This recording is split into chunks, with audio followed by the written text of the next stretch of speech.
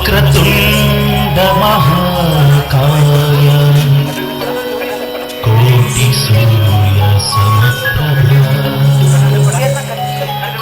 निर्विघ्नं कुरु मे देवा सर्वकार्येषु सर्वदा सर्वकार्येषु सर्वदा आङ्गिकं भुवनं यस्य वाचिकं सर्ववाङ्मयम् आहार्यं चन्द्रतारादि तं वन्दे सात्विकं शिवम् तं वन्दे सात्विकं शिवम् तं वन्दे सात्विकं शिवम्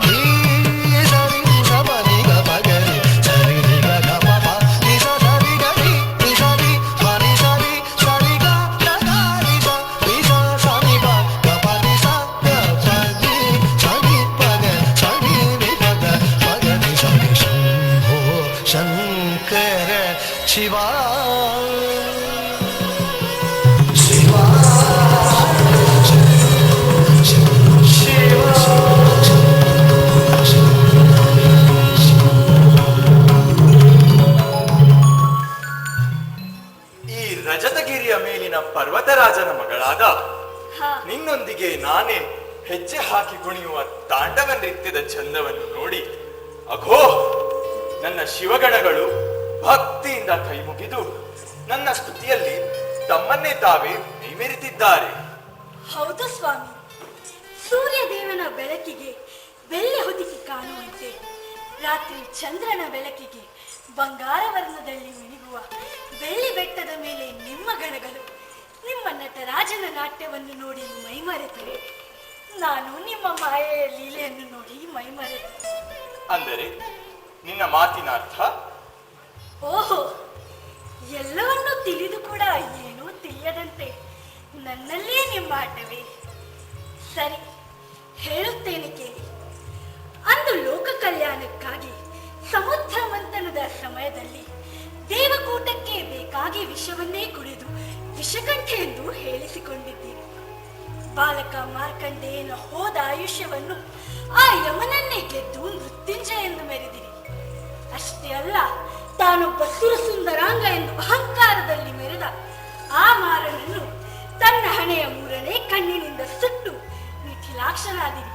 ಸಾಕು ಸಾಕು. ನನ್ನ ಗುಣಗಾನದ ಕಥೆಗಳ ಸರಮಾಲೆ ಸಾಕು. ನಾನು ಮಾಡಿದ ಈ ಕಾರ್ಯಗಳು ಎಲ್ಲ ಲೋಕ ಕಲ್ಯಾಣಕ್ಕಾಗಿ. ಓಹೋ, ಎಲ್ಲವೂ ದೈವಚಿತ್ತ. ಆಹಾ, ದೈವಚಿತ್ತ. ಆದರೆ ನನ್ನ ಮನಸ್ಸಿನ ದೇವರ ಈ ಎಲ್ಲ ಮಾತುಗಳಿಗೆ ಸೋತಿದೆ ಈ ಚಿತ್ತ. ನಿನ್ನ ಈ ಚಿತ್ತದ ಆಸೆಗೆ ಅಂದು ನಾನು ವೈರಾಗಿಯಾಗಿ ಬಂದದ್ದು, ನಿನ್ನ ಕೈಯನ್ನು ಹಿಡಿದದ್ದು. ಆದರೆ ಪಾರ್ವತಿ, ಇಂದು ನನ್ನ ಚಿತ್ತದೊಳ್ ಹೊಸದೊಂದು ಆಸೆ ಹುಟ್ಟಿದೆ. ಆಸೆ? ಸರ್ವ ಸುಖವನ್ನು ತ್ಯಾಗ ಮಾಡಿ ಸ್ಮಶಾನವಾಸಿಯಾಗಿ ಕೂತಿರುವ ನನ್ನ ಸರ್ವೇಶನ ಒಡಲಿನಲ್ಲಿ ಆಸೆ? ಸ್ವಾಮಿ, ನಿಮ್ಮ ಒಡಲಿನಲ್ಲಿ ಹುಟ್ಟಿರುವ ಈ ಆಸೆ ಏನಂದು ಕೇಳಬಹುದೇ? ಓ ನನ್ನ ಹೃದಯ ಸಾಮ್ರಾಜ್ಞಿ, ನಿನ್ನಲ್ಲಿ ಹೇಳದೆ ನನ್ನ ಆಸೆ ಕೊನೆ ಕಾಣಬಹುದೇ? ಅದು ಸತ್ಯ. ನನಗೆ ತುಳುನಾಡಿನ ಮಣ್ಣಿಗೆ ಇಳಿಯಬೇಕೆಂಬ ಆಸೆ. ಏನು? ತುಳುವ ನಾಡಿಗೆ ಇಳಿಯಬೇಕೆ? ಸ್ವಾಮಿ, ಇದರ ಕಾರಣ ಕೇಳಬಹುದೇ? ಪಾರ್ವತಿ, ಕೆಳಗೆ ಭೂಮಂಡಲದಲ್ಲಿ ಮನುಷ್ಯ ಎನ್ನುವ ಜಾತಿಯನ್ನು ನಾವು ಸೃಷ್ಟಿ ಮಾಡಿದೆವು. ಹೌದು.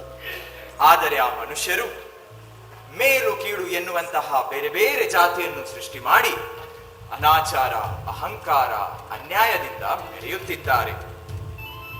ಮನುಷ್ಯನ ತಲೆಯಲ್ಲಿರುವ ಈ ಮೇಲು ಕೀಳು ಇಂತಹ ವಿಷದ ಬೀಜವನ್ನು ಚಿವುಟಿ ತೆಗೆಯಬೇಕಾಗಿದೆ. ಹಾ. ಪಾರ್ವತಿ, ಆ ತಾಂಬೂಲವನ್ನು ಇಲ್ಲಿ ಕೊಡು. ಸ್ವಾಮಿ, ನಿಮ್ಮ ಲೋಕ ಕಲ್ಯಾಣದ ವಿಚಾರಕ್ಕೂ ಹಾಗೂ ಈ ತಾಂಬೂಲಕ್ಕೂ ಏನು ಸಂಬಂಧ? ಪಾರ್ವತಿ, ಕೆಳಗೆ ಭೂಮಂಡಲದಲ್ಲಿ ನಾವೀ ತಾಂಬೂಲವನ್ನು ಸ್ವೀಕರಿಸಲಿದ್ದೇವೆ. ಓಹೋ. ಆ ಸ್ಥಳವೇ ಪಣಂಬೂರು ಪಟ್ಟಶಾಲೆ ಏಳುಕೊಪ್ಪದ ಸ್ಥಳ. ಹಾ. ನಾವು ತಿನ್ನಲಿರುವ ಈ ಎಲೆ ಅಡಿಕೆಯನ್ನೇ ತನ್ನ ಪ್ರೀತಿಯ ಕಾಣಿಕೆಯಾಗಿ ಸ್ವೀಕರಿಸಿಕೊಂಡು ಕೆಳಗಿನ ಜಾತಿಯಲ್ಲಿ ಹುಟ್ಟಿ ಮೇಲುಕಾಲದವರೆಗೆ ಮೆರೆಯುವ ನಮ್ಮ ಸಂಕಲ್ಪ ಶಕ್ತಿ ಭೂಮಿಯಲ್ಲಿ ಅವತರಿಸಲಿದ್ದಾನೆ. ಮೇಲೆ ಕೆಳಗೆ ಇಂತಹ ಭೇದ ಭಾವವಿಲ್ಲದೆ ಸರ್ವರು ಭಕ್ತಿಯಲ್ಲಿ ನಂಬುವಂತಹ ದೊಡ್ಡ ಮಹಿಮೆಯ ಸ್ವಾಮಿಯಾಗಿ ಮೆರೆಯಲಿದ್ದಾನೆ. ಸ್ವಾಮಿ, ನಿಮ್ಮ ಈ ಲೀಲಾ ನಾಟಕ ನನಗೆ ತಿಳಿಯದು. ನನ್ನ ಲೀಲಾ ನಾಟಕವನ್ನು ತಿಳಿಯಲು ಯಾರಿಂದಲೂ ಸಾಧ್ಯವಿಲ್ಲ. ಆದರೆ ಒಂದು ಮಾತ್ರ ಸತ್ಯ, ನನ್ನ ಹೊಸ ಲೀಲಾ ನಾಟಕ ಇನ್ನು ಶುರುವಾಯಿತು.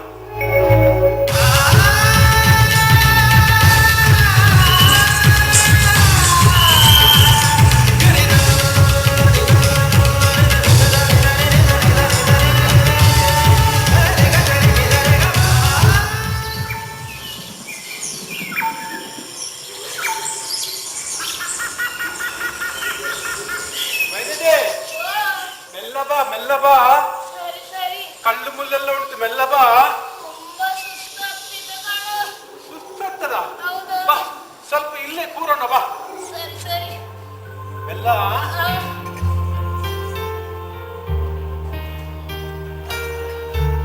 ಕೈಕಾಲೆಲ್ಲ ನೋಯ್ತುಂಟು ಕಣೋ. ಇರ್ಲಿ ಇರ್ಲಿ, ಮನೆಗೆ ಹೋಗಿ ಎಲ್ಲ ಸರಿ ಆಗ್ತದೆ. ಒಂದು ಎಲೆ ಅಡಿಕೆ ತಿನ್ನೋಣ ಬಾ. ಎಲೆ ಅಡಿಕೆ ತಿಂದ್ರೆ ಹಾ. ಸ್ವಲ್ಪ ಆಯಾಸ ಕಮ್ಮಿ ಆಗ್ತದೆ. ಹೌದು ಹೌದು, ನಡೆದು ಬಂದ ದಾರಿಯೇ ಗೊತ್ತಾಗ್ಲಿಲ್ಲ ಮೈಳ್ದಿ. ನಿನ್ನನ್ನು ಒಮ್ಮೊಮ್ಮೆ ನೋಡುವಾಗ ತುಂಬಾ ಬೇಸರ ಆಗ್ತದೆ. ಹಿಂಗೆ ಗೊತ್ತಾಗ್ಲಿಲ್ಲ, ನಂಗೆ ಸಾಕಾಯ್ತು. ಅಲ್ಲ,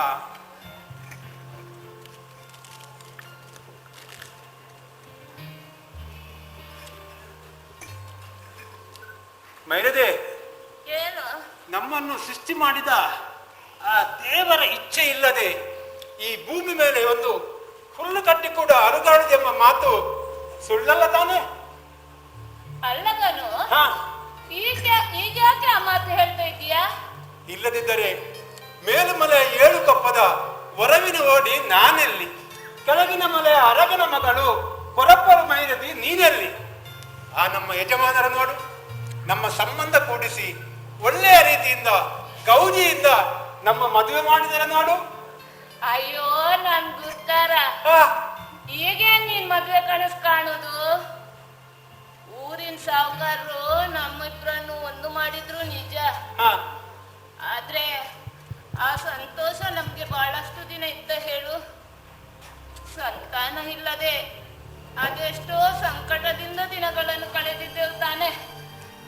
ಹೌದು ಮೇರಿದಿ, ಮತ್ತೆ ಕೂಡ ಸ್ವಾಮಿಯ ಇಚ್ಛೆ ನೋಡು. ಅದೇ ಸಮಯದಲ್ಲಿ ಆ ಬೇಟೆಗಾರ ತಂಕರನ್ನ ಬಂದು ನಮಗೊಂದು ಒಳ್ಳೆಯ ದಾರಿ ತೋರಿಸಿದ್ರು ನೋಡು. ಹಾ ಹೌದು ಹೌದು, ಅವರು ಹೇಳಿದ ಮೇಲೇನೆ ಹಾ, ಹರಿಯುವ ನದಿಗೆ ನೀರು ಹೋಗಿ ಒಂದು ತೆಂಗಿನಕಾಯಿ, ಒಂದು ಕಣ್ಣಿನ ಅಡಿಕೆ, ಒಂದು ಸೇರು ಬೆಳ್ತಿಗೆ ಅಕ್ಕಿ ನೀರಿನಲ್ಲಿರುವ ಮೀನಿಗೆ ಸಂದಾಯ ಮಾಡಿ ನಿಮ್ಮ ಹೊಟ್ಟೆಯಲ್ಲಿ ಸಾವಿರ ಸಾವಿರ ಮೀನಿನ ಮರಿಗಳು ಹುಟ್ಲಿ, ಹಾಗೆ ನಮ್ಮ ಗರ್ಭದಲ್ಲೂ ಒಂದು ಸಂತಾನ ಭಾಗ್ಯ ಸಿಗ್ಲಿಂದು ಆ ದೇವರನ್ನು ಪ್ರಾರ್ಥಿಸಿದೆವು ನೋಡು. ಹೌದು ಮೇರಿದಿ, ಎಲ್ಲವೂ ನೆನಪಿದೆ. ಆಮೇಲೆ ನೀನ್ ನೋಡು, ಮನೆಯನ್ನು, ಕೊಟ್ಟಿಗೆಯನ್ನು, ಅಂಗಳವನ್ನು ಸ್ವಚ್ಛಗೊಳಿಸಿ ಶುದ್ಧಗೊಳಿಸಿ ಎಲ್ಲ ಶುದ್ಧಗೊಳಿಸಿದೆ.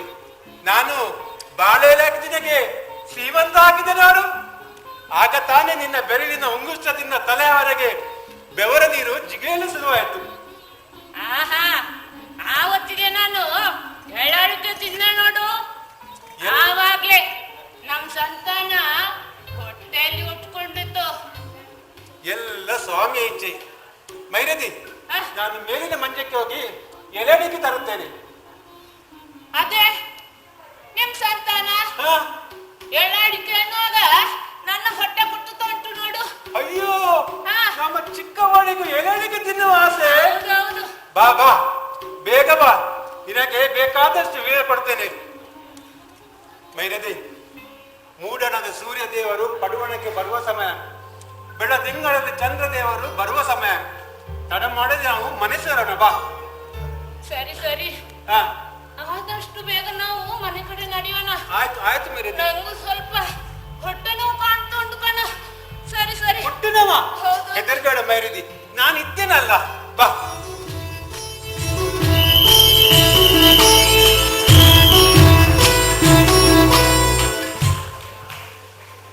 ತುಂಬಿದ ಗರ್ಭಿಣಿ ಮಹಿಳೆ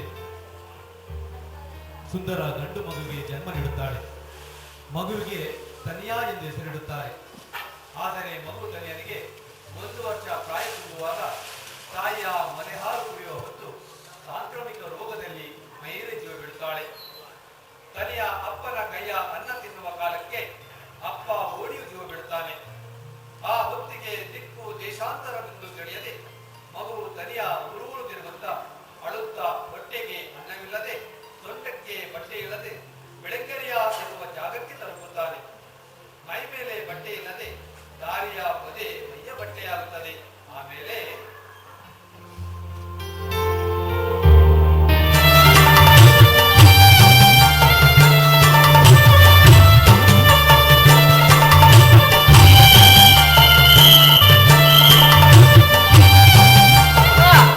ಅಮ್ಮ, ಕುತ್ತಿಗೆ ನೋಯ್ತುಂಟಮ್ಮ, ತುಂಬಾ ಭಾರ ಉಂಟು. ಕೆಳಗಿಳಿಸಮ್ಮ. ದಿನಾಲು ಮೀಸುಗಳಿಗೆ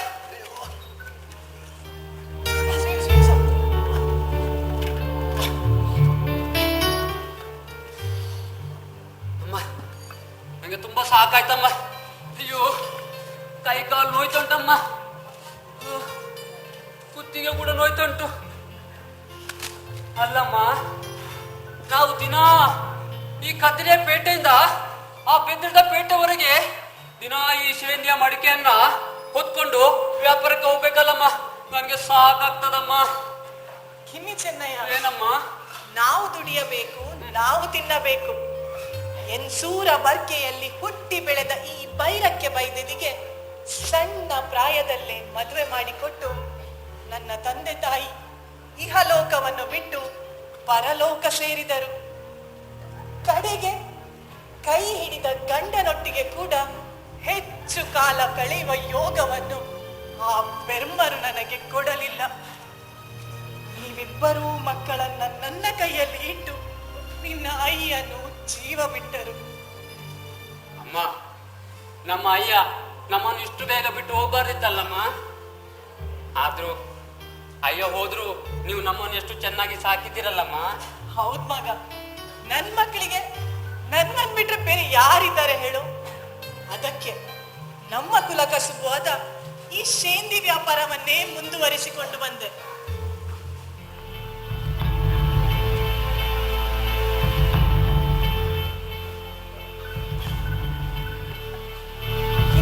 ಏನಮ್ಮ? ಓ, ಅಲ್ಲಿಗೆ ಒಮ್ಮೆ ನೋಡು. ಎಲ್ಲಮ್ಮ? ಅಲ್ಲಿಯ ಪೊದೆಯ ಮರೆಯಲ್ಲಿ ಒಂದು ಗಂಡು ಮಗು ಇದೆ. ನಮ್ಮನ್ನೇ ನೋಡ್ತಿದ್ದಾನೆ. ಒಮ್ಮೆ ನಗ್ತಿದ್ದಾನೆ, ಒಮ್ಮೆ ಅಳ್ತಿದ್ದಾನೆ, ಒಮ್ಮೆ ಕುಣಿತಿದ್ದಾನೆ. ಅಮ್ಮ, ಅವನು ಪೊದೆಯಲ್ಲಿ ಕುತ್ಕೊಂಡಿದ್ದಾನಲ್ಲ, ಅವನಿಗೆ ನಾ ಇರುವೆ ಕಚ್ಚಿರ್ಬೇಕು, ಅದಕ್ಕೆ ಹೇಳ್ತಾ ಇದ್ದೇನಮ್ಮ. ಇಲ್ಲ ಇಲ್ಲ, ಬಾಬಾ ಅವನಲ್ಲಿ ಹೋಗಿ ಕೇಳುವ. ಮಗ, ಯಾರ್ ಮಗ ನೀನು? ನಾನ್ ನಿನ್ನನ್ನ ದೂರದಿಂದಲೇ ನೋಡ್ತಾ ಇದ್ದೆ. ಒಮ್ಮೆ ನಗ್ತಿದೀಯಾ, ಒಮ್ಮೆ ಅಳ್ತಿದೀಯಾ, ಒಮ್ಮೆ ಕುಣಿತಿದೀಯಾ. ಏನಾಯ್ತು ಮಗ? ತಾಯಿ, ನನಗೆ ನನ್ನವರು ಎನ್ನಲು ಯಾರೂ ಇಲ್ಲ. ನನ್ನದು ಎಂದು ಹೇಳಲು ಊರು ಕೂಡ ಇಲ್ಲ. ಪಣಂಬೂರು ಪಟ್ಟಸಾಲೆಯ 7 ಕೊಪ್ಪ ಮೋಡಿ ಮತ್ತು ಮೈರಕ್ಕೆಯ ಮಗ ನಾನು. ಮೊಲೆ ಹಾಲು ಕುಡಿಯುವ ಕಾಲದಲ್ಲಿ ಅಮ್ಮ ಸತ್ತರು. ಅಪ್ಪನ ಕಾಲದಲ್ಲಿ ಅನ್ನ ತಿನ್ನುವ ಕಾಲಕ್ಕೆ ಅಪ್ಪ ಸತ್ತರು. ನನಗೆ ಬುದ್ಧಿ ತಿಳಿಯುವ ಪ್ರಾಯಕ್ಕೆ 7 ಕೊಪ್ಪದ ಯಜಮಾನರಿಗೆ ಮಂಡೆನಾರಿ ರೋಗದಲ್ಲಿ ಅಳಿದು ಹೋದರು. ಹಿಂದು ಮುಂದು ತಿಳಿಯದೆ ತಿರುಗಾಡಿಕೊಂಡು ಇಲ್ಲಿಗೆ ಬಂದೆ. ಏನು? ಯಾರೂ ಗತಿ ಇಲ್ಲದ ನೀನು ಇಲ್ಲಿಗೆ ಬಂದೆ ಮಗ? ತಾಯಿ, ಈ ದಾರಿಯಾಗಿ ವ್ಯಾಪಾರಕ್ಕೆಂದು ಹೋಗುವವರು ಅನ್ನ ನೀರು ಕೊಡುತ್ತಿದ್ದರು. ಮನಸ್ಸಿಗೆ ಉಲ್ಲಾಸ ಆದಾಗ ಕಾಸರಕ ಗಿಡದ ಸೊಪ್ಪನ್ನು ವೀಳ್ಯದೆಲೆಯಾಗಿಟ್ಟು, ಕಾಸರಕದ ಕಾಯಿಯನ್ನು ಅಡಿಕೆ ಎಂದು ಇಟ್ಟು, ಮುಳಂಗಿರದ ಹೊಯ್ಗೆಯನ್ನು ಅಕ್ಕಿ ಎಂದು ಇಟ್ಟು, ಗಡ್ಡಲದ ಕಾಯಿಯನ್ನು ತೆಂಗಿನಕಾಯಿ ಎಂದು ಇಟ್ಟು, ಸುತ್ತೆ ಇಟ್ಟು ದೇವರಾಟ ಆಡಿದೆ, ನಗಾಡಿದೆ, ಕುಣಿದೆ. ಹೊಟ್ಟೆಯಲ್ಲಿ ಹಸಿವು ಎದ್ದಾಗ ಮನಸಾರೆ ಅತ್ತೆ. ನನಗೆ ಗತಿಯೂ ಇಲ್ಲ, ಏನು ಮಾಡಬೇಕೆನ್ನುವ ಮತಿಯೂ ಇಲ್ಲ. ಏನ್ ಮಗ ನಿನ್ ಹೆಸರು? ತಾಯಿ, ನಾನು ತನಿಯ ಎಂದು. ತನಿಯ, ನಿನ್ಗೆ ಯಾರೂ ಇಲ್ಲ ಎಂದು ನೀನು ಚಿಂತೆ ಮಾಡ್ಬೇಡ. ನೀನ್ ನನ್ನೊಟ್ಟಿಗೆ ಬಾ. ತಾಯಿ, ಬರಲಿಕ್ಕೆ ನಾನು ಬರುತ್ತಿದ್ದೆ. ಆದರೆ ಸೊಂಟಕ್ಕೆ ಬಟ್ಟೆ ಇಲ್ಲ, ತಲೆಗೆ ಮುಟ್ಟಾಲೆ ಇಲ್ಲ, ಹೊಟ್ಟೆಯಲ್ಲಿ ಈಗ ಅನ್ನವೂ ಇಲ್ಲ. ಓ, ಹಾಗ ವಿಷಯ. ಕಿನಿಚನಯ, ಏನಮ್ಮ? ಅಗೋ ಆ ತನಿಯನಿಗೆ ನಿನ್ನ ತಲೆಯಲ್ಲಿದ್ದ ಮುಂಡಾಸಿನ ಬಟ್ಟೆಯನ್ನ ಕೊಡು. ಅದನ್ನ ಅವ ಸೊಂಟಕ್ಕೆ ಕಟ್ಟಿಕೊಳ್ಳಲಿ. ಹಾಗೆ ನಿನ್ನ ಮುದುಕಿಯ ಹಾಳೆಯನ್ನೂ ಕೊಡು, ಅವ ಮುಟ್ಟಾಳೆ ಮಾಡಿಕೊಳ್ಳಲಿ. ಅಮ್ಮ, ನಾನ್ ಕೊಡುದಿಲ್ಲಮ್ಮ. ಇವಾಗ ನೀನ್ ಕೊಡ್ತೀಯೋ ಇಲ್ವೋ? ನಾನ್ ಕೊಡುದಿಲ್ಲ. ಅನ್ನ ಕೊಡು ಅನ್ನ. ಬೇಡ ಬೇಡ, ನಂಗೆ ಬೇಕು, ನಾನ್ ಅನ್ನ ಕೊಡುದಿಲ್ಲ. ಕೊಡು ಅನ್ನ. ಕೊಡು ಕೊಡು, ಇಲ್ಲ ನನ್ನ ಸರಕಾರಿಗೆ ಕೊಡುತ್ತೇನೆ. ಬೇಡಮ್ಮ, ನಾನು ಕೊಡ್ತೇನೆ.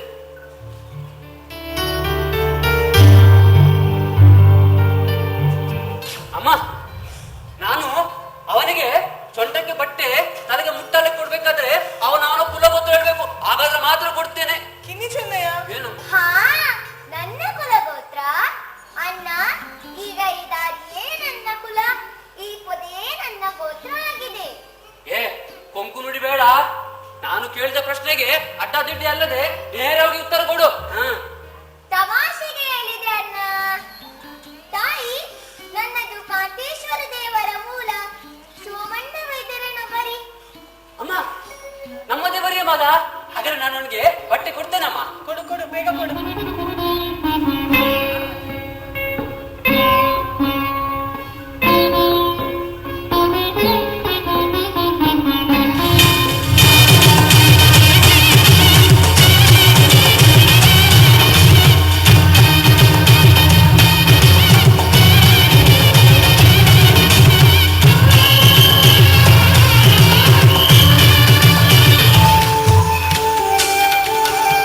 ತಾಯಿ, ಮೊದಲಿಗೆ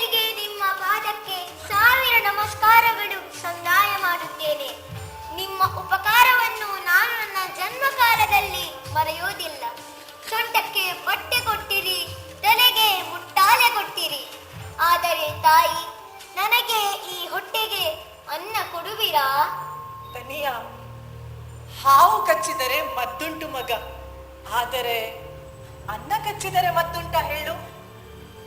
ಹಸಿವಿನ ನೋವು ಏನು ಅನ್ನೋದು ನನಗೆ ತುಂಬಾ ಚೆನ್ನಾಗಿ ತಿಳಿದಿದೆ.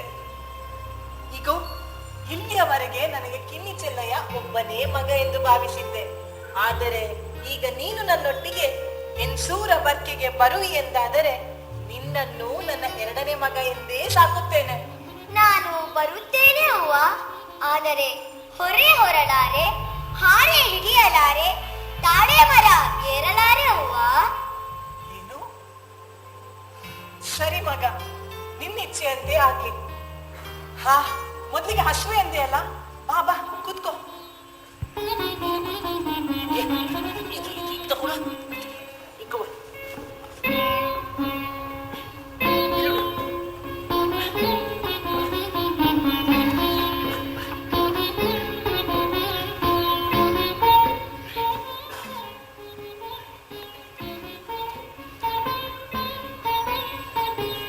ಮುಡಿಯಕ್ಕಿಯ ಅನ್ನ ಉಂಟು, ಬೇಡಿಯ ಪದಾರ್ಥ ಉಂಟು, ನಾನ್ ನಿನ್ಗೆ ಬಡಿಸ್ತೇನೆ.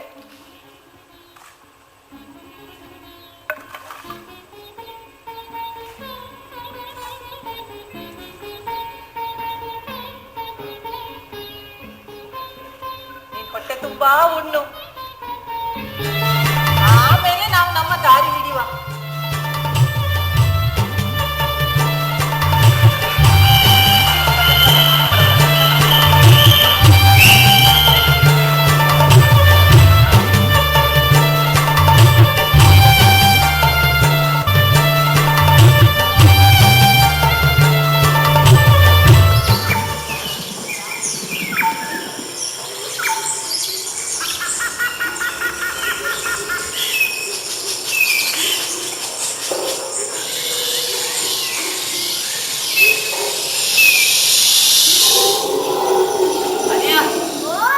ಎಲ್ಲಿದ್ಯಾ ತನ್ಯಾ? ಬೇಗ ಮಾಡು. ಎಲ್ಲಿದ್ದೀನಿ? ಅಲ್ಲ ತನ್ಯಾ, ತನ್ಯಾ, ಇವತ್ತು ನಿನ್ನ ಮಡಕೆ ಖಾಲಿಯಾಗದು ನೋಡಿ ನಾನು ಎಲ್ಲಿಯಾದ್ರೂ ಮನೆಗೆ ಹಿಂದೆ ಬರ್ತಾ ಅಂತ ಅನ್ಸ್ಕೊಂಡೆವು. ಓಹೋ, ಯಾಕೆ? ನಾನು ಕಳ್ಳಿನ ಮಡಕೆ ಖಾಲಿಯಾಗದೆ ತಿರುಗಿ ಬಂದೇನಾ? ಅದು ಹೌದು. ಆದ್ರೂ ನೋಡು, ಎಲ್ಲರ ಮಡಕೆ ಖಾಲಿಯಾಗಿ ಸೇಂದಿದ್ದು ನಮ್ಮದು ಮಾತ್ರ ಮಡಕೆ ಹಾಗೆ ಇತ್ತಲ್ಲ.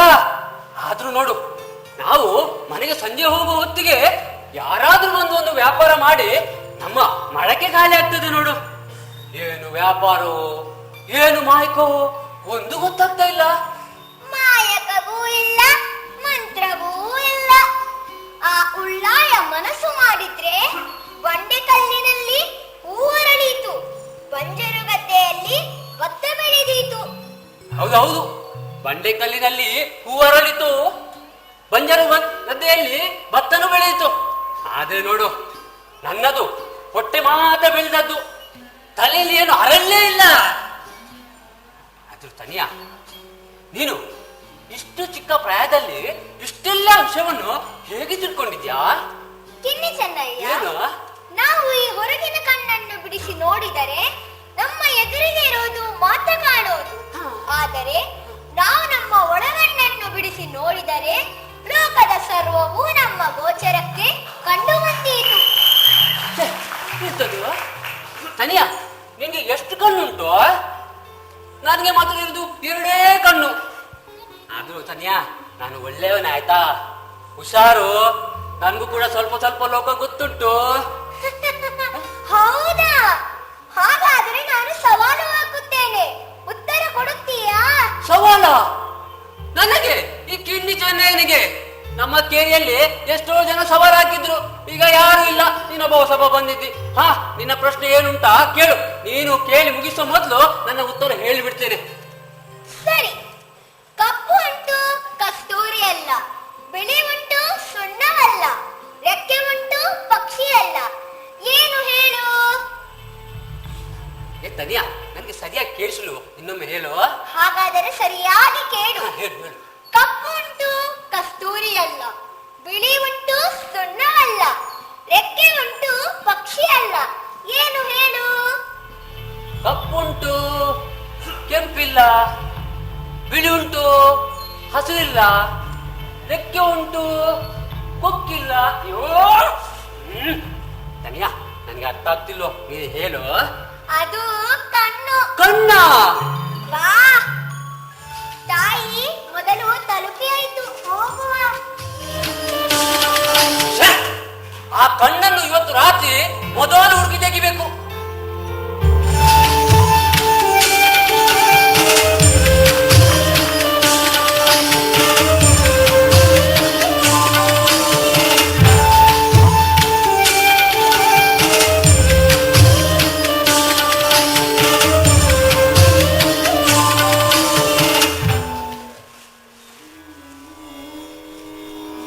ಕಾಲ ಬಂತು ಏನು ಒಂದು ತಿಳಿತಿಲ್ಲ.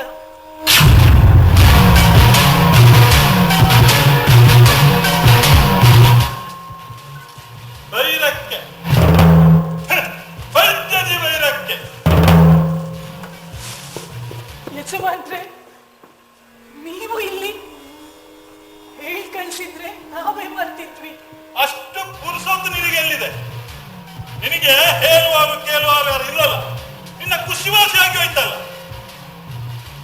ಅಲ್ಲ, ಒಂದು ಕೀಲು ಜಾತಿಯ ಹುಡುಗನಂತಂದು ಸಾಕ್ತಿದ್ಯಲ್ಲ ಇಲ್ಲಿ. ಇಲ್ಲ ಯಜಮಾನ್ರೆ, ಯಾರೂ ಗತಿ ಇಲ್ಲದ ಮಗುವನ್ನು ತಂದು ಸಾಕುತ್ತಿದ್ದೇನೆ ನಿಜ. ನಾವು ತಿನ್ನುವ ಅನ್ನದಲ್ಲಿ ಅದಕ್ಕೂ ಒಂದೆರಡು ತುತ್ತು ಕೊಡುತ್ತಿದ್ದೇನೆ ಅಷ್ಟೇ. ಹೀಗೆ ಕೊಪ್ಪಿ ಮರೆಯುತ್ತಿದ್ದಾರೆ ನೋಡು. 10 ಜನ ಬೇಕು ಅವನಿಗೆ. ಅಲ್ಲ, ನಿನಗೆ ಸಾಕ್ಲೇಬೇಕಂತಿದ್ರೆ ನಮ್ಮ ಸಮಾಜದ ಒಂದು ಹುಡುಗನಂತ ಸಾಕೋದಿತ್ತಲ್ಲ. ಅಯ್ಯೋ, ಅಂತ ಯೋಗ್ಯತೆ ಕೂಡ ನಮಗೂ ಬೇಕಲ್ವೇ ಯಜಮಾನ್ರೆ? ಓ, ಬಹಳ ಮಾತಾಡ್ತಿದ್ದಿ. ಈಗ ನಾವೊಂದು ನಿರ್ಧಾರಕ್ಕೆ ಬಂದಿದ್ದೇವೆ. ಈ ಎಂಚೂರು ಬರ್ಕೆಯನ್ನು ನಿರ್ಬಂಧಿಸಲು. ಇನ್ನು ಈ ಮನೆಗೆ ಯಾವುದೇ ಸಹಕಾರ ನಮ್ಮ ಸಮಾಜದಿಂದ ಸಿಗಲಿಕ್ಕಿಲ್ಲ. ಯಾವುದೇ ಶುಭ ಕಾರ್ಯಕ್ಕೆ ನಿನಗೆ ಹೇಳಿಕೆ ಇಲ್ಲ, ನೆನಪಿಟ್ಟುಕೋ.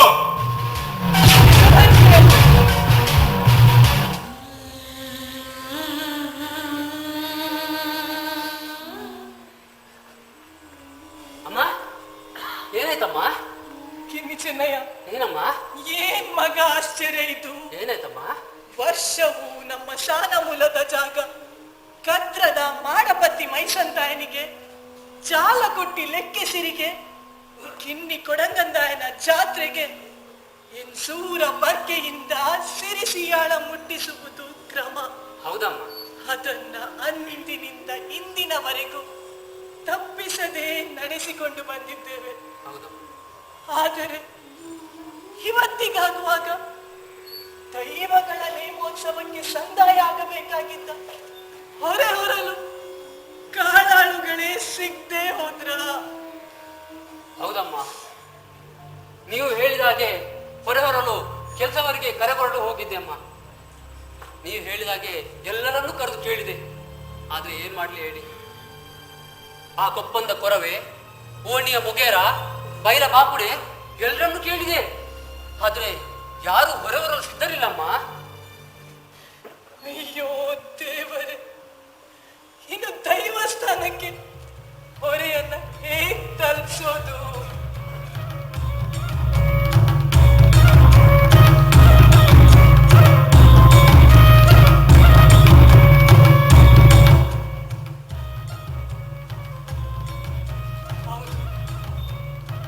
ಇನ್ನು ಬೇರೆ ಏನೂ ದಾರಿ ಇಲ್ಲ. ಕಿನಿಚಿದೆಯಾ? ಏನಮ್ಮ? ಅಲ್ಲಿ ಅಂಗಳದಲ್ಲಿ ಡೋಲು ಬಡಿತಾ ಕೊಳಲು ಊದಿಕೊಂಡು ಕುಣಿತಾ ಇರುವ ತನ್ಯನನ್ನ ನಾನು ಕರ್ತೆ ಅಂತ ಹೇಳಿ ಇಲ್ಲಿ ಕಳ್ಸು ಮಗ, ಹೋಗು. ಆಯ್ತಮ್ಮ, ಈಗಲೇ ಕರಿತೇನಮ್ಮ. ಕನ್ಯಾ,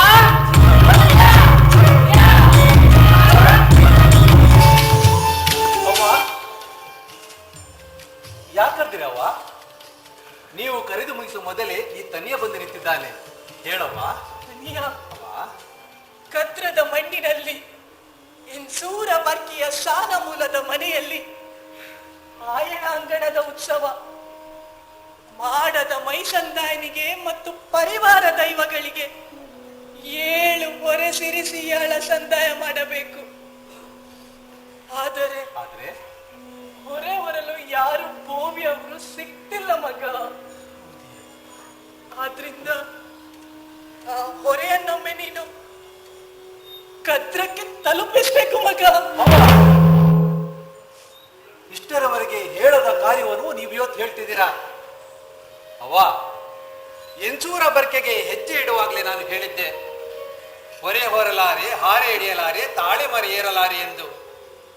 ಆದ್ರೆ ಹಿಂದೆ ನನ್ನ ತಾಯಿ ಹೇಳಿದ ಮಾತಿಗೆ ಆಗುವುದಿಲ್ಲ ಎನ್ನುವನು ಈ ತನಿಯನಲ್ಲ. ಅವ್ವ, ಹೊರೆ ನಾನು ಹೊಡ್ತೇನೆ, ಆದ್ರೆ ನಂದು ಒಂದು ಆಸೆ ಇದೆ ಅವ್ವ. ಆಸೆಯ? ಹೌದವ್ವ. ಏನ್ ಮಗ, ಏನಾಗ್ಬೇಕಾಗಿತ್ತು ನಿಮ್ಗೆ? ಅವ್ವ, ನಿನ್ನ ಕೈಯಾರೆ ಮಾಡಿದ ಬುಟ್ಟಿಯ ತಿಂಡಿಗಳು, ಉಡುಪಿನ ಅನ್ನ, ತಿಳಿ ಗಂಜಿ, ಮಡಿಕೆ ತುಂಬಾ ಕಳ್ಳು, ವೀಳ್ಯದೆಲೆ, 7 ಬಂಗುಡೆಯ ಪದಾರ್ಥ, ಬಸಳೆ ಸಾರು, ಹುರುಳಿ ಸಾರು ಮಾಡಿ ಬಡಿಸುವೆ ಅವ್ವ. ಬರೇನು ನಾನು ನೋಡ್ತೇನೆ. ನಿನ್ ಬಾಯಿಂದ ಇಂಥ ಮಾತು ಯಾಕೆ ಬಂತು ಅಂತಾನೆ ನನ್ಗೆ ಅರ್ಥ ಆಗ್ತಿಲ್ಲ ಮಗ. ಆದ್ರೆ ಈ ನಿನ್ನ ತಾಯಿ ಹೇಳಿದ ಮಾತಿಗಾಗಿ ನಿನ್ ಮನ್ಸಿಗೆ ನೋವಾದ್ರೂ ಕೂಡ ನುಂಗಿ ಕಾರ್ಯಕ್ಕೆ ಮುಂದೆ ಬಂದೆಯಲ್ಲ, ಕಣ್ಣು ತುಂಬಿ ಬಂತು ಮಗ. ಸರಿ ಆಯ್ತು, ನಿನ್ನ ಆಸೆಯಂತೆಯೇ ಅಡುಗೆ ತಯಾರಿ ಎಲ್ಲ ನಾನ್ ಮಾಡ್ತೇನೆ. ಸರಿ, ನಿನ್ ಹೊಟ್ಟೆ ತುಂಬಾ ಉಣ್ಣು ಮಗ. ಆಯ್ತವ. 7 ಜನ ಓರುವಂತ ಹೊರೇನು ನಾನು ಒಂದು ಮಾಡಿ ಬರುತ್ತೇನೆ, ನೀವು ಹೊರಡಿ. ಸರಿ ಮಗ.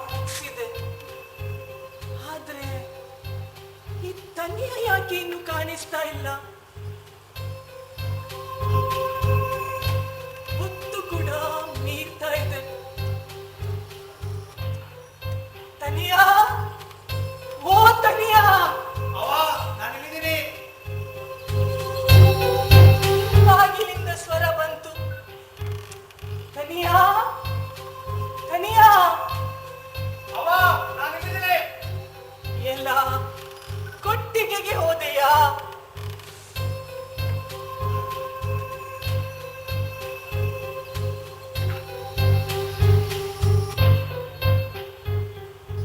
ಇನ್ನೂ ಇಲ್ಲ. ತನಿಯಾ, ತನಿಯಾ, ಏನ್ ಮಗ ಇದು? ಯಾಕೆ ನನ್ನಲ್ಲಿ ಕಣ್ಣ ಮುಚ್ಚಾಲೆ ಆಟ? ನಿಮ್ಗೆ ಹೊರೆ ಹೊರಲಿಕ್ಕೆ ಮನ್ಸಿಲ್ಲ ಅಂದ್ರೆ ಹೇಳು, ದೈವಗಳಿಗೆ ಹೊರೆ ತಲುಪಿಸ್ಲಿಕ್ಕೆ ಸಾಧ್ಯ ಆಗ್ಲಿಲ್ಲ ಅಂತ ಭಾವಿಸ್ತೇನೆ. ಹಂಗ ಹೇಳ್ಬೇಡವ, ಹೊರೆ ನಾನು ಓಡ್ತೇನೆ. ಅಡ್ಗೆಯಲ್ಲಿದೆ, ಬಾ ಮಗ ಕೂತ್ಕೋ.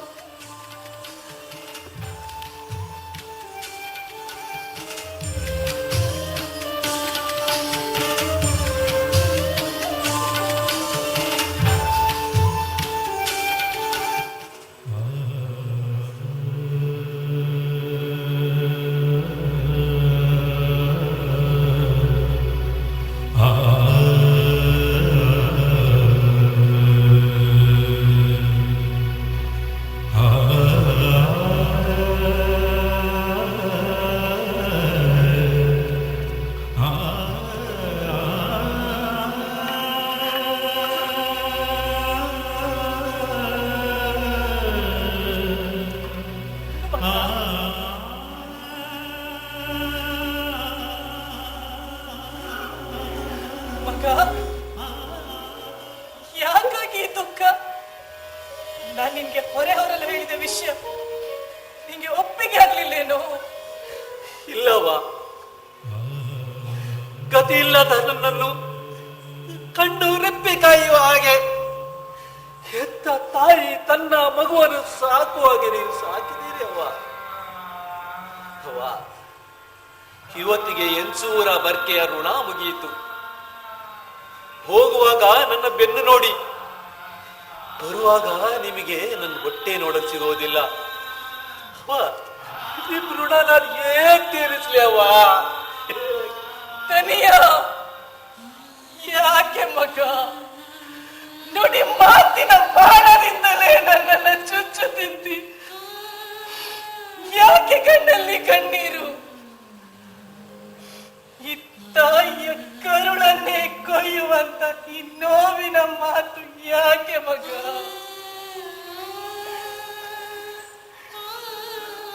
ಬೇಡ ಮಗ ಬೇಡ, ಆ ಹೊರೆಯನ್ನ ನೀನು ಹೊರಬೇಡ. ಇಲ್ಲವ್ವ, ಕೊಟ್ಟ ಮಾತನ್ನು ತಪ್ಪುವವನು ತನಿಯನಲ್ಲ. ಅವ್ವ, ಈ ಭೂಮಿಯಲ್ಲಿ ಹಾವಿಗೆಲ್ಲಾದ್ರೂ ಸಾವಿದ್ರೆ ಅದರ ಎಡೆಯಲ್ಲಿರೋ ಮಾಣಿಕ್ಯಗೆ ಸಾವಿದೆ ಹೇಳಿ. ಮಾತು ಕೂಡ ಮಾಣಿಕ್ಯ ಅಲ್ವವ್ವ?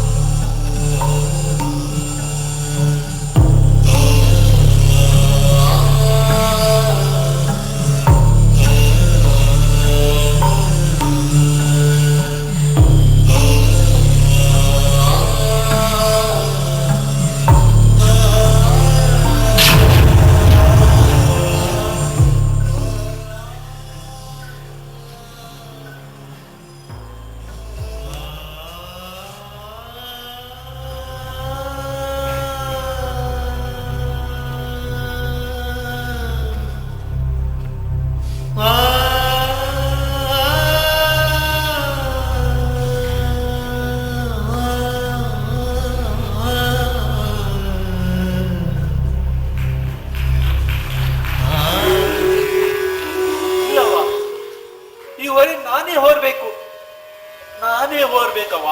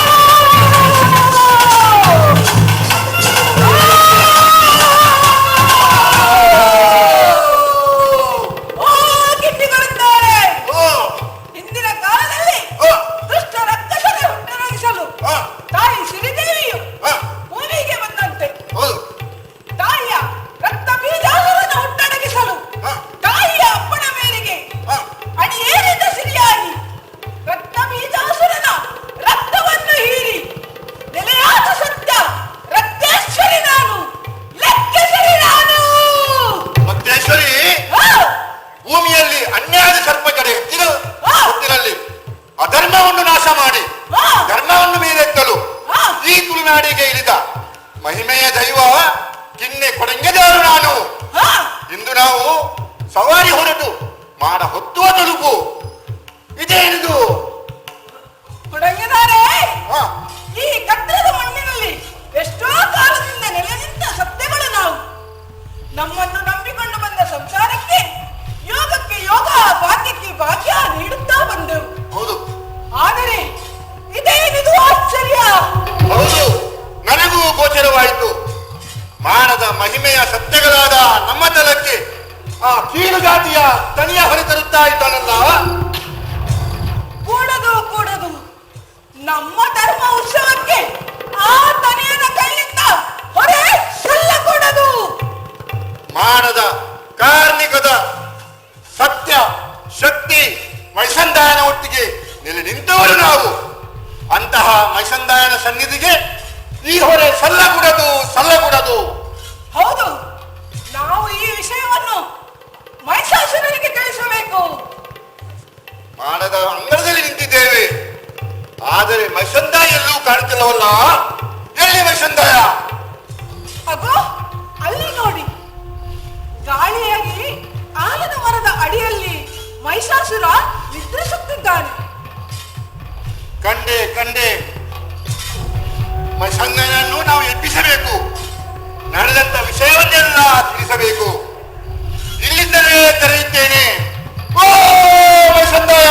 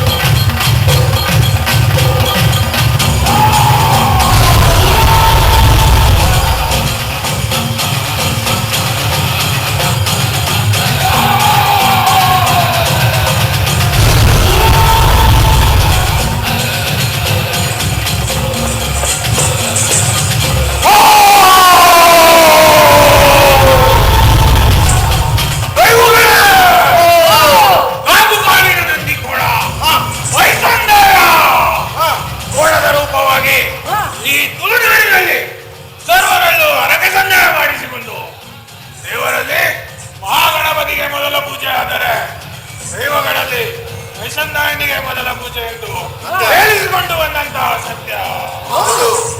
ಮೈಸಂದಾಯ ಮೈಸಂದಾಯ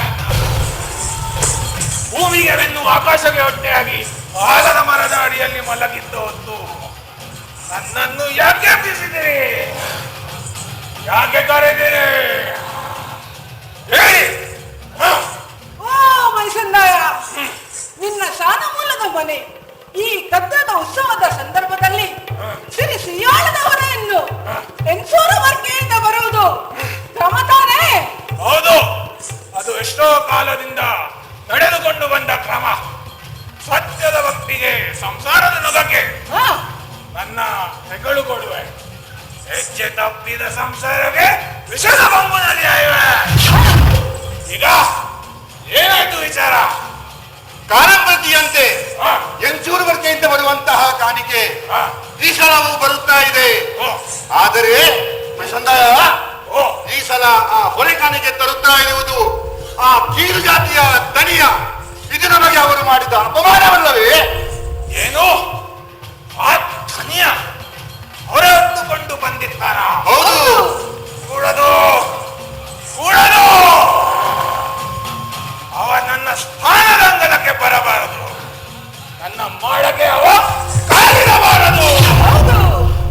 ಹಾಗಾದರೆ ನನ್ನ ಮಾತನ್ನು ಸರಿಯಾಗಿ ಕೇಳಿ.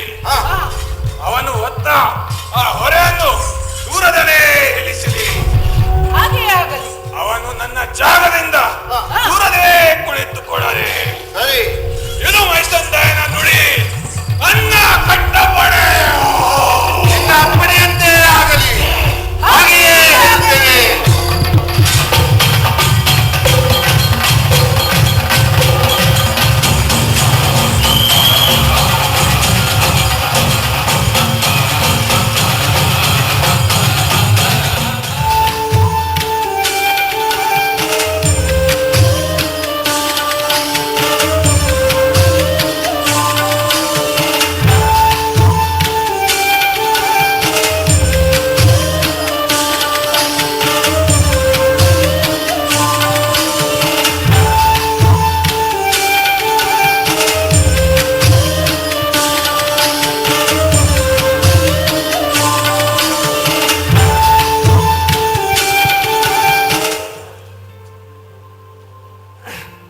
ತಾಯಿಯ ಅನುಮತಿ ಪಡೆದು ಎಂಚೂರು ಬರ್ಕೆಗೆ ಬೆನ್ನು ಹಾಕಿ ಹೊರೆ ಹೊತ್ತುಕೊಂಡು ವೀಳೆ ತಿನ್ನುತ್ತಾ ಈ ಕದ್ರಿಯ ಬಯಲಿಗೆ ಬಂದು ತಲುಪಿದೇ ಗೊತ್ತಾಗಲಿಲ್ಲ.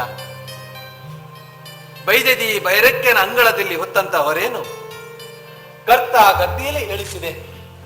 ಕರ್ತ ಗದ್ದೆಯಲ್ಲಿ ಹೊತ್ತಂತ ಹೊರೇನು ಕೊಂಡಾಲ ಮಜಿಲಿನಲ್ಲಿ ಇಳಿಸಿದೆ. ಕೊಂಡಾಲ ಮಜಿಲಲ್ಲಿ ಹೊತ್ತಂತ ಹೊರೇನು ಇಲ್ಲಿಯ ತನಕ ತಂದೆ.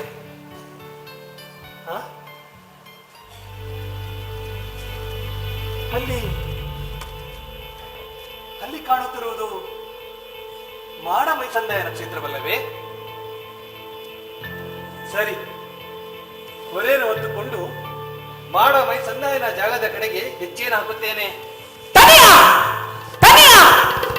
ಅಲ್ಲೇ ನಿಲ್ಲು. ನಮ್ಮ ಸ್ಥಾನಕ್ಕೆ ಕಾಲಿಡಬೇಡ. ನೀನು ತಂದ ಹೊರೆಯನ್ನು ದೂರವೇ ಇಳಿಸು. ನೀನು ನಮ್ಮ ಸ್ಥಾನದಿಂದ ದೂರವೇ ಕುಳಿತುಕೋ. ನಮ್ಮ ಮಾತಿಗೆ ತಪ್ಪಿದರೆ ಎಚ್ಚರ. ನಾವು ಈ ಮಣ್ಣಿನ ಸತ್ಯಗಳು, ಮಾಡದ ಸತ್ಯಗಳು, ಕತ್ತದ ಸತ್ಯಗಳು. ಏನು ದೈವಗಳ ಬಾಯಿಂದ ಬರುವ ಮಾತುಗಳೇ? ತನಿಯಾ, ನೀನು ದೂರವೇ ನಿಲ್ಲು, ಹೊರೆಯನ್ನು ದೂರವೇ ಹಾಕು, ನೀನು ದೂರವೇ ಕುಳಿತುಕೊಳ್ಳು. ಸತ್ಯಗಳ ನುಡಿಯೇ ಇದು. ನಾವು ಹಣೆದ ಬುಟ್ಟಿ ಸಾಮಗ್ರಿಗಳು ಎಲ್ಲವೂ ಇವರಿಗಾಗುತ್ತೆ. ಅಷ್ಟೇ ಯಾಕೆ, ನಾನ್ ತಂದಂತ ಸಿರಿಸಿಯಾಳವೂ ಇವರಿಗಾಗುತ್ತೆ. ನಾನಾಗುದಿಲ್ವೇ? ಯಾಕಾಗಿ ತಾರತಮ್ಯ? ಯಾಕಾಗಿ ಈ ಜಾತಿ ಭೇದ? ನೀರಿಗಿಳಿದವನಿಗೊಂದು ಜಾತಿ, ಕೃಷಿ ಮಾಡುವವನಿಗೆ ಜಾತಿ, ಮರ ಹತ್ತುವವನಿಗೊಂದು ಜಾತಿ, ನೇರ ನಾಮ ಹಾಕುವವನಿಗೊಂದು ಜಾತಿ, ಅಡ್ಡ ನಾಮ ಹಾಕುವವನಿಗೊಂದು ಜಾತಿ, ಕೆಂಡ ತಿನ್ನುವವನಿಗೆ ಒಂದು ಜಾತಿ, ಹೆಂಡ ಕುಡಿಯುವವನಿಗೆ ಒಂದು ಜಾತಿ, ಮಾಂಸ ತಿನ್ನುವವನಿಗೆ ಒಂದು ಜಾತಿ, ಪಾಯಸ ಕುಡಿಯುವವನಿಗೊಂದು ಜಾತಿ. ಜಾತಿ ಜಾತಿ ಜಾತಿ. ನಾಳೆ ನಾನು ಸತ್ರೆ ನನ್ನನ್ನು ಸುಟ್ಟಿದರೆ ಅದಕ್ಕೊಂದು ಜಾತಿ, ಉಳಿದರೆ ಅದಕ್ಕೊಂದು ಜಾತಿ. ಒಪ್ಪಿಕೊಳ್ಳುತ್ತೇನೆ, ನಾನು ಒಪ್ಪಿಕೊಳ್ಳುತ್ತೇನೆ. ಆದ್ರೆ ಹೊತ್ತ ಭೂಮಿಗೆ ಜಾತಿ ಇದೆಯೇ? ಕುಡಿಯುವ ನೀರಿಗೆ ಜಾತಿ ಇದೆಯೇ? ಸೇವಿಸುವ ಗಾಳಿಗೆ ಜಾತಿ ಇದೆಯೇ? ತಿನ್ನುವ ಅನ್ನಕ್ಕೆ ಜಾತಿ ಇದೆಯೇ? ಉರಿಯುವ ಬೆಂಕಿಗೆ ಜಾತಿ ಇದೆಯೇ? ಮತ್ತ್ಯಾಕೆ ನಮಗೂ ನಿಮಗೂ ಜಾತಿ? ಏನೇ ಆಗಲಿ, ಹೊರೇನು ತಲುಪಿಸದೆ ನಾನು ಹಿಂದೆ ಹೋಗಲಾರೆ. ಇಲ್ಲಿಂದಲೇ ಮಾಡಮೈ ಚಂದಾಯನ ಜಾಗಕ್ಕೆ ನನ್ನ ಹೊರೆಯನ್ನು ಸಮರ್ಪಿಸುತ್ತೇನೆ.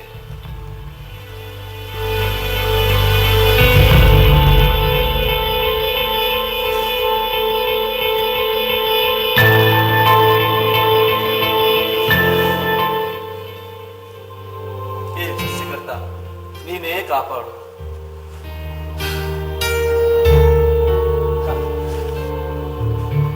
ಹೊರೆಯನ್ನು ಹೊತ್ತು ತಂದು ಸಾಕು ಸಾಕು.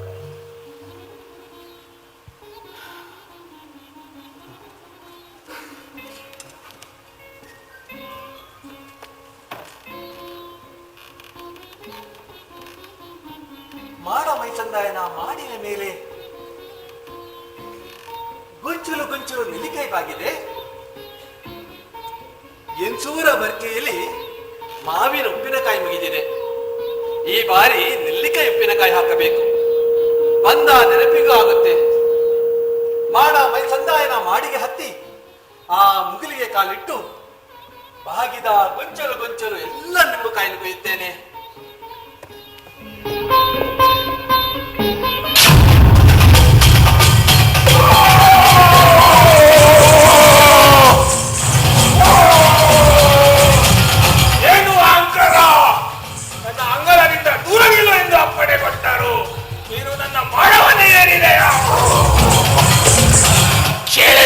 ಸಾಧ್ಯವ ನೀನು ನನ್ನ ಮಾಡವನೇ ತುಳಿದ್ಯಾ? ಇಲ್ಲ ಇಲ್ಲ, ನಿನ್ನನ್ನು ಹಾಗೆ ಬಿಡಲಾರೆ. ಇಗೋ, ನಿನ್ನನ್ನು ಕಡೆ ಕಣ್ಣಿನಿಂದ ನೋಡಿದೆ. ಉಗ್ರ ದೃಷ್ಟಿಯೇ ನೆಟ್ಟೆ. ತುಡಿಗಣ್ಣಿನಲ್ಲಿ ಮಯ ಮಾಡುವೆ, ಮಯ ಮಾಡುವೆ, ಮಯ ಮಾಡುವೆ.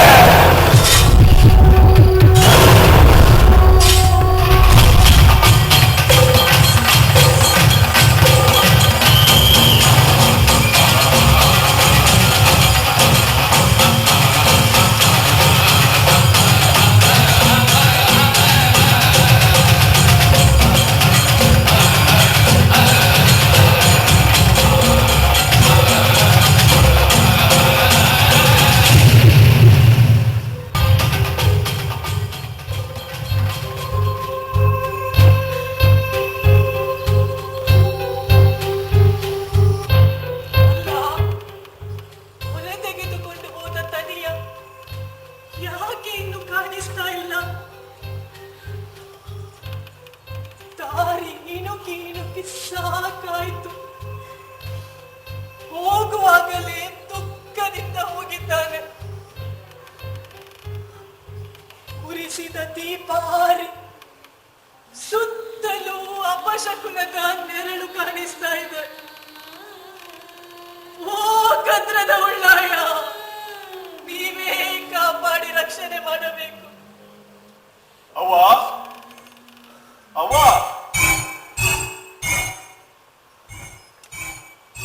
ಹಿತ್ತಲಿನಲ್ಲಿ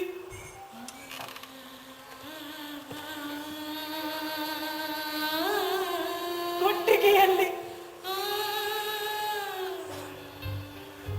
ಅಂಗಳದ ತುದಿಯಲ್ಲಿ ಅಲ್ಲದೆ ಸುತ್ತಲೂ ನಿನ್ನದೇ ಸ್ವರ ಕೇಳಿಸ್ತಾ ಇದೆ. ಆದ್ರೆ ನೀನ್ ಮಾತ್ರ ನನಗೆ ಕಾಣಿಸ್ತಾ ಇಲ್ಲ. ಯಾಕೆ ಮಗ ಈ ಆಟ? ನನ್ನ ಕಣ್ಣೆದರಿಗೆ ಬಾ. ಈ ತಾಯಿಯ ಜೀವವೇ ಹಾರಿ ಹೋದಾಗೆ ಆಗ್ತಾ ಇದೆ. ಎಲ್ಲಿದ್ದೆ ತನಿಯ? ಎಲ್ಲಿದ್ದೆ ಮಗ? ಮುಂದೆ ಬಾ.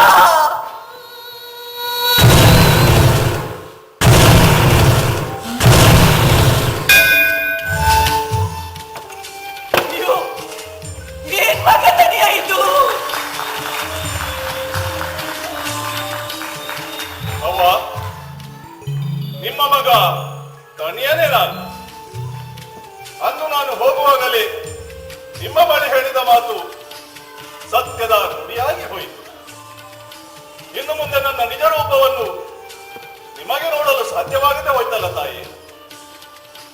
ಅಯ್ಯೋ, ಏನ್ ಮಗ ತನಿಯ ಇದು? ಯಾಕೆ ಈ ಮಾಯದ ಆಟ? ಅವ್ವ, ಮೈ ಸಂದಾಯರಿಗೆ ಹೊರೆಕಾಣಿಕೆ ಸಂದಾಯ ಮಾಡಿ ಆಯಾಸ ಪರಿಹರಿಸಲು ಬೇಕಾಗಿ ದೈವಸ್ಥಾನದ ಕಟ್ಟೆಯಲ್ಲಿ ಕುಳಿತಿದ್ದೆ. ದೈವಸ್ಥಾನದ ಮಾಡಿಗೆ ಬಾಗಿದ ನೆಲ್ಲಿಕಾಯಿಯ ಮರವನ್ನು ಕಂಡೆ. ನೆಲ್ಲಿಕಾಯಿಯನ್ನು ಕೊಯ್ಯಬೇಕೆಂಬ ಆಸೆಯಿಂದ ದೈವಸ್ಥಾನದ ಮಾಡಿಗೆ ಬಾಗಿದ ನೆಲ್ಲಿಕಾಯಿಯನ್ನು ಕೊಯ್ಯಲು ಇಲ್ಲಿಗೆ ಕಾಲಿಟ್ಟೆ. ಇದನ್ನು ಮಾಯದ ದೃಷ್ಟಿಯಿಂದ ನೋಡಿದ ಮೈಸಂದಾಯರು ಕಡೆ ಕಣ್ಣಿನಲ್ಲಿ ಉಗ್ರ ದೃಷ್ಟಿಯನ್ನು ಬೀರಿ ನನ್ನನ್ನು ಮಾಯಕ್ಕೆ ಸೇರಿಸಿದರು ತಾಯಿ, ಮಾಯಕ್ಕೆ ಸೇರಿಸಿದರು. ಅಯ್ಯೋ, ಏನ್ ಮಾಡ್ದೆ ತನಿಯ ನೀನು? ನಿನ್ನ ಮಾತನ್ನ ಕೇಳುವಾಗ ಕಡಲೇ ಭೂಮಿಯನ್ನ ನುಂಗಿದ ಹಾಗೆ, ಸಿಡಿಲೇ ನೆತ್ತಿಗೆ ಬಿದ್ದ ಹಾಗೆ ಆಯ್ತು. ನನ್ನ ಕೈಯಲ್ಲಿ ಬೆಳೆದ ಗಂಧ ಎಂದು ನನ್ನ ಕೈಯಿಂದಲೇ ಅಳಿದು ಹೋದೆಯ. ಕಾಯವನ್ನ ಬಿಟ್ಟು ಮಾಯಕ್ಕೆ ಸೇರಿದೆಯ. ಹೊರೆ ತಲುಪಿಸಿ ಆಯಾಸದಿಂದ ಮರುವಿ ಎಂದು ನಿನ್ನ ಪ್ರೀತಿಯ ಹುರುಳಿ ಬಸಳೆ ಮತ್ತು ತೇಳೆಯ ಸಾರು ಮಾಡಿಟ್ಟಿದ್ದೇನೆ. ನಾನೇನ್ ಮಾಡ್ಲಿ ತನಿಯ? ನಾನೇನ್ ಮಾಡ್ಲಿ? ಅವ್ವ, ಆಯುಷ್ಯ ಮುಗಿದ ಮೇಲೆ ಮನುಷ್ಯರು ಯಾರು ಬದುಕುವುದಿಲ್ಲವೇ? ನನ್ನದು ಹಾಗೆ ಅಂದುಕೊಳ್ಳಿ. ಅಂದಿನಿಂದ ಇಂದಿನವರೆಗೆ ನೀವು ನನ್ನ ಮೇಲೆ ತೋರಿದ ಪ್ರೀತಿ ಕೊಂಡಾಟವನ್ನು ಯಾವತ್ತೂ ಮರೆಯಲಾರೆ ತಾಯಿ. ನಿಮ್ಮನ್ನು ಈ ತುಳುನಾಡಿನ ಹೆಮ್ಮೆಯ ತಾಯಿ ಎಂದು ನಾನು ಹೇಳಿಸಿಕೊಡುತ್ತೇನೆ. ನನಗಾಗಿ ಅಡುಗೆ ಮಾಡಿದ್ರಿ ಎಂದರಲ್ಲವೇ? ಹೌದು ಮಗ, ನಿನಗಿನ್ನು ಪ್ರೀತಿಯಿಂದ ತಿನ್ನಿಸುವ ಯೋಗ ಭಾಗ್ಯ ಕೂಡ ನನಗೆ ಇಲ್ಲದೆ ಹೋಯ್ತೆ. ಅಯ್ಯೋ ದೇವರೇ. ಅವ್ವ, ಚಿಂತಿಸಬೇಡಿ. ನೀವು ಮಾಡಿದ ಅಡುಗೆಯನ್ನು ನಾನು ಸ್ವೀಕರಿಸುತ್ತೇನೆ. ನನಗಾಗಿ ನೀವು ಮಾಡಿದ ಅಡುಗೆಯನ್ನು ಗೆರಸೆಯಲ್ಲಿ ಬಡಿಸಿ ದಾಸರಕ್ಕನ ಮರದ ಕೆಳಗೆ ಇಡಿ ಒಂದು ಕೋಲು ದೀಪವನ್ನು ಉರಿಸಿ ಸಂತೋಷದಿಂದ ನಾನು ಸ್ವೀಕರಿಸುತ್ತೇನೆ ತಾಯಿ. ಅವ್ವ, ಇನ್ನು ಮುಂದೆ ನಾನು ನಿಮಗೆ ಜೋಗದಲ್ಲಿ ಕಾಣಿಸದಿದ್ದರೂ ಮಾಯೆಯಲ್ಲಿ ನೀವು ನೆನೆದ ಕಾರ್ಯವನ್ನು ಕೈಗೂಡಿಸಿಕೊಡುತ್ತೇನೆ. ಅಷ್ಟೇ ಅಲ್ಲ, ಕಷ್ಟ ಕಾಲದಲ್ಲಿ ಜೋಗದ ಮನುಷ್ಯರು ಕಡೆ ಕಣ್ಣಿನಲ್ಲಿ ದುಃಖ ಬಿಡುವ ಹೊತ್ತು, ಜಾನುವಾರು ಮನೆ ಸೊತ್ತುಗಳು ಕೈತಪ್ಪಿ ಹೋಗುವ ಹೊತ್ತು ನನ್ನ ಒಂದು ಭಕ್ತಿಯಿಂದ ಸ್ತುತಿಗೈದವೆಂದಾದಲ್ಲಿ ನೆನೆದ ಕಾರ್ಯವನ್ನು ಕೈಗೂಡಿಸಿಕೊಡುತ್ತೇನೆ. ನನಗಾಗಿ ಚಿನ್ನಾಭರಣ ಕೇಳಲಾರೆ, ಬೆಳ್ಳೆದೆಲೆ ಅಡುಗೆ ಚಿಕ್ಕುಲಿಯೇ ನನ್ನ ಅತಿ ಪ್ರೀತಿಯ ಹರಕೆ. ಪಂಗಂದಾಯ ಬಂಡ ದೈವಗಳ ಅಪ್ಪಣೆಯಂತೆ